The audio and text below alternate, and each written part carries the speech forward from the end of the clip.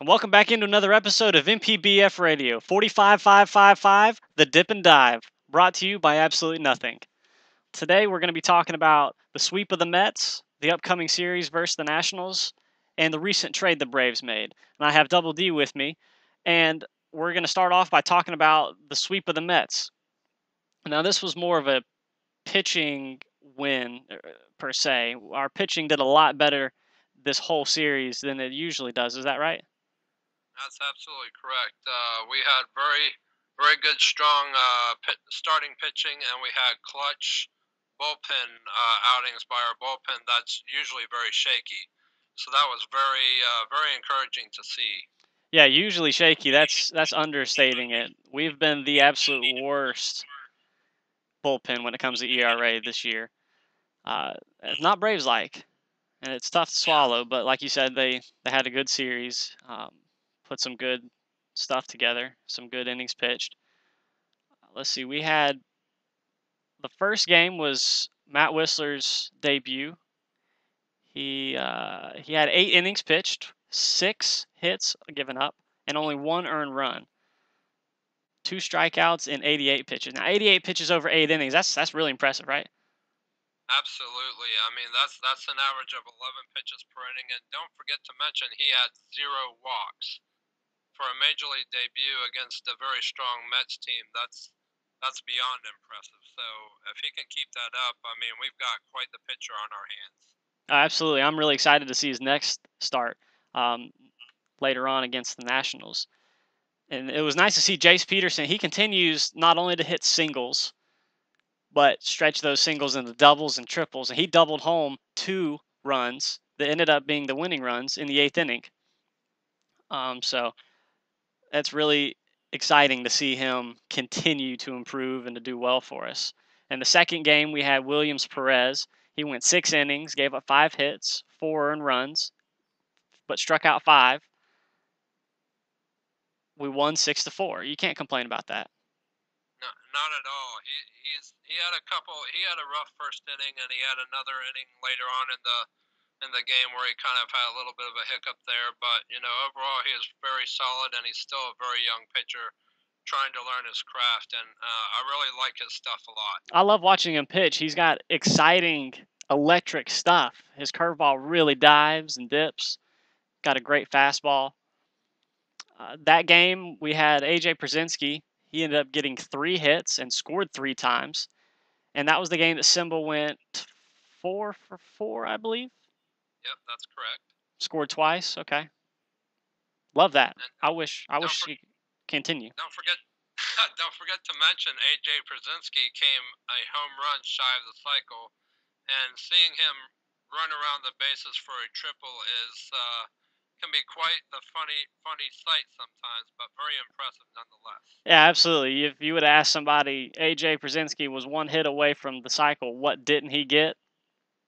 Triple's more likely the answer, but home run was the only thing that was missing. I agree. Good to see. Good to see, for real. Third game of the series, the sweep. We faced the Dark Knight, Matt Harvey. It was really good to get a win over him. That's probably one of the, in my opinion, that was probably one of the more impressive wins over a pitcher of that magnitude, because he's been touted as one of the best pitchers in the game, and even though we only got the 1 run, it did come against Matt Harvey, and that was very impressive to see. Well, we threw our best pitcher against Harvey. Clearly the Mets' best pitcher, even though they've got great pitchers on their staff. Matt Harvey's definitely the anchor. Tehran, 7 innings pitched of 1 hit ball, no earned runs and 5 strikeouts. Is he back? He's not quite back, but he's looking very impressive at home. And if he can do this type of stuff on the road, then I will definitely say he will be back. So it'll be interesting to see what he does his next time or 2 out, especially on the road. Okay. Well, we'll also mention Siriaco had another big pinch hit that game. Ended up being the only run scored, the winning run. It's good to see him continue to improve and contribute as well. That's going to be it for the first segment. Stay tuned, and we'll be right back on MPBF Radio.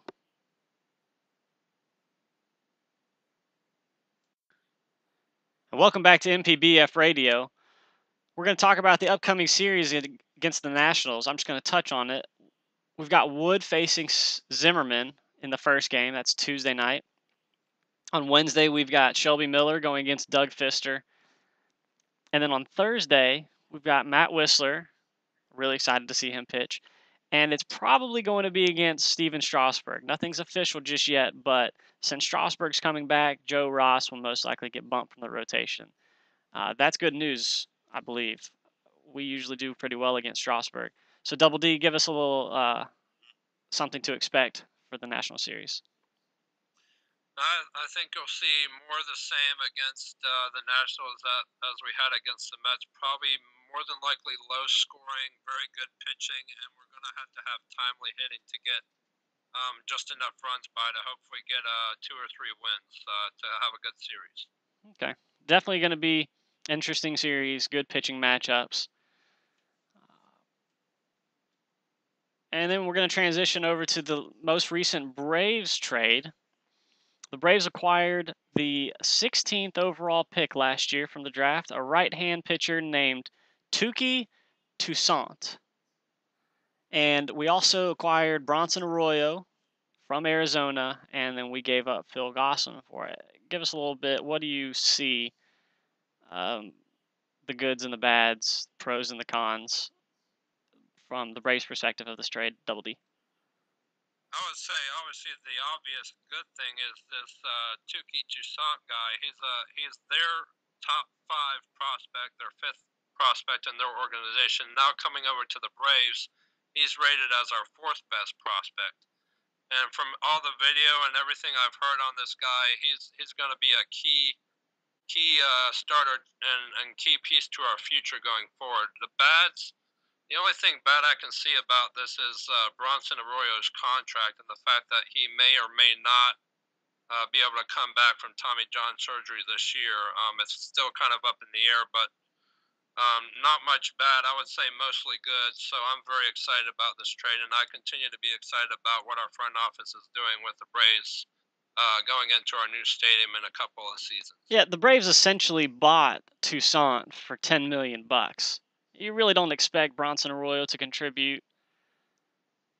And we just added yet again another arm. We have a wealth of young, talented pitching. It's going to be huge for the Braves coming up in the future. And we only gave away Phil Gosselin. Now, some of people think that you can't give up on him just yet.